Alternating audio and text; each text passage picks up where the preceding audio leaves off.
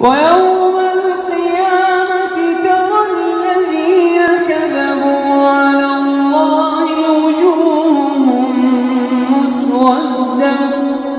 أليس في جهنم مثوى للمتكبرين وينجي الله الذين اتقوا